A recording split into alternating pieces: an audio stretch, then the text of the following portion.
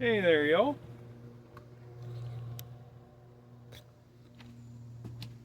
Remember Motorola Razor, right? I know that people are just, they are trying to be helpful. There's a lot of work and a lot of research being done with our bees and everything, but um, man, I'm just seeing some stuff that's really getting out of hand and everything. Here, they, this condensing hive stuff where they're wanting people to, really like hyper insulate their hives, or maybe, put giant stacks of insulation on top of their hives and stuff. Man, there's no need for that.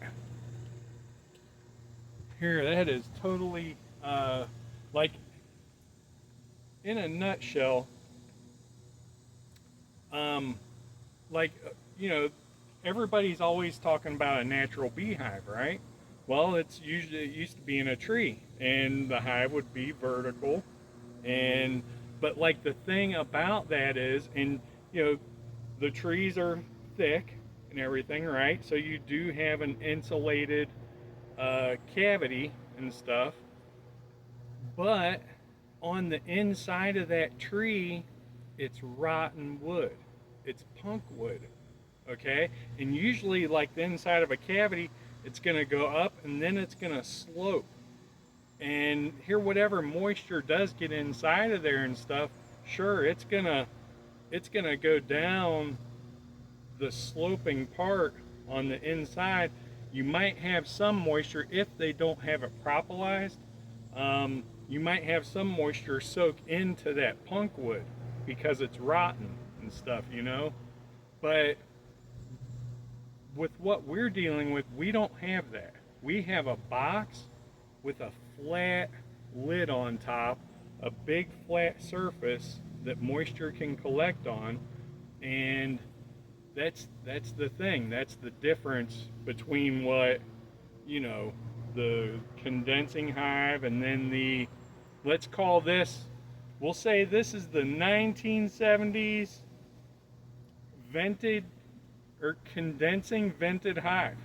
How's that? Because really, you still need to control the condensation, okay?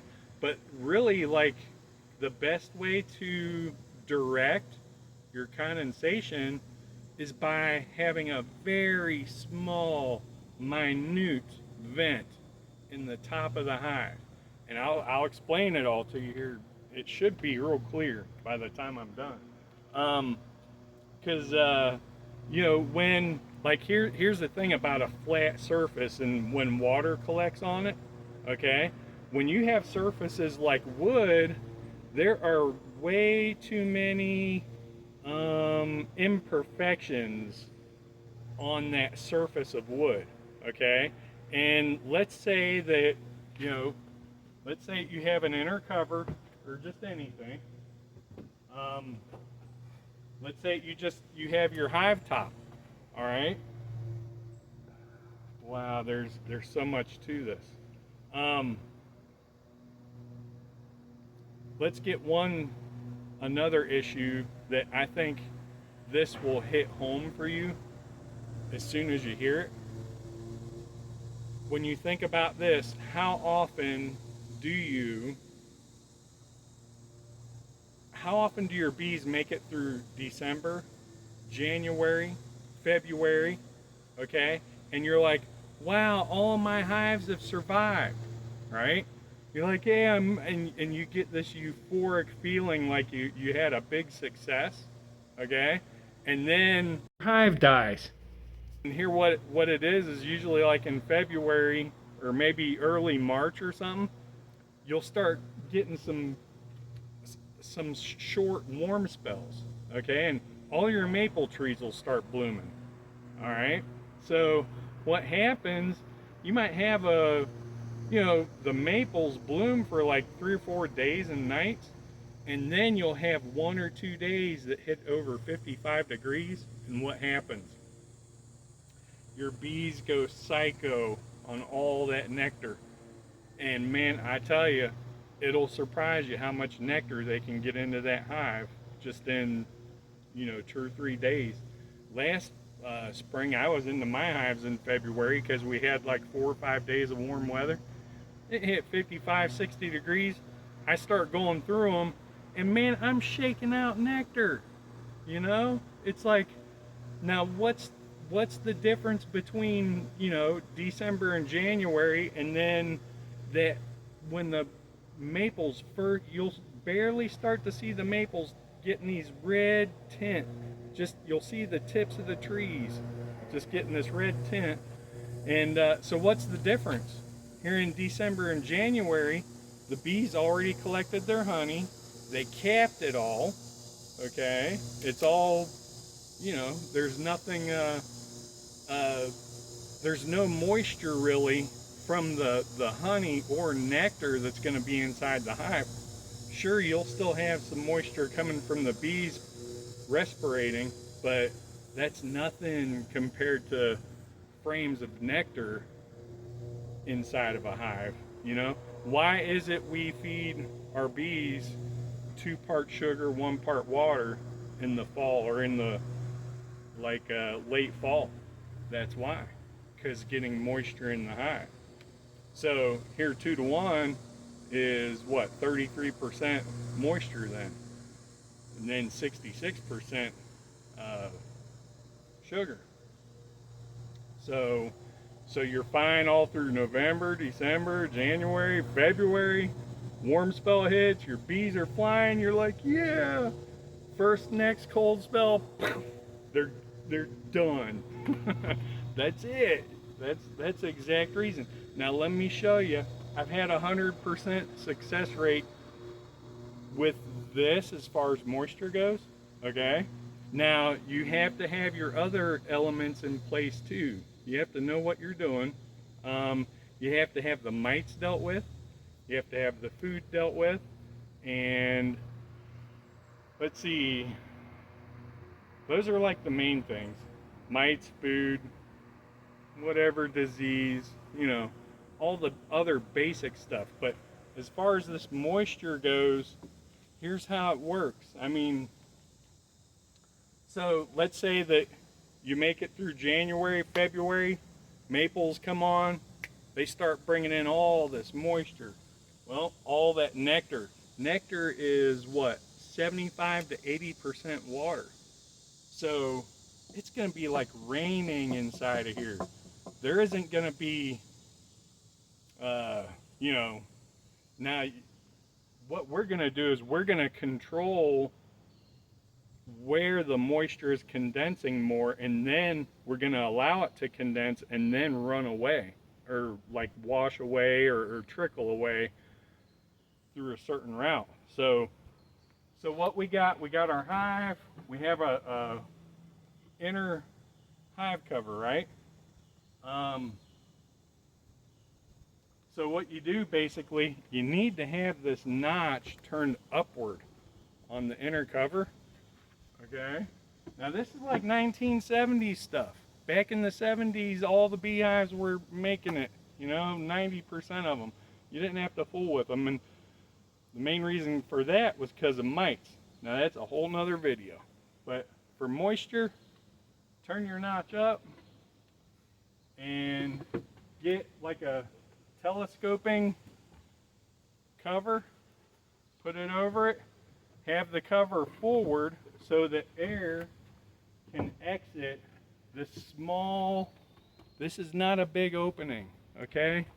It's only what, half to 3/4 of an inch wide, 3/8 tall.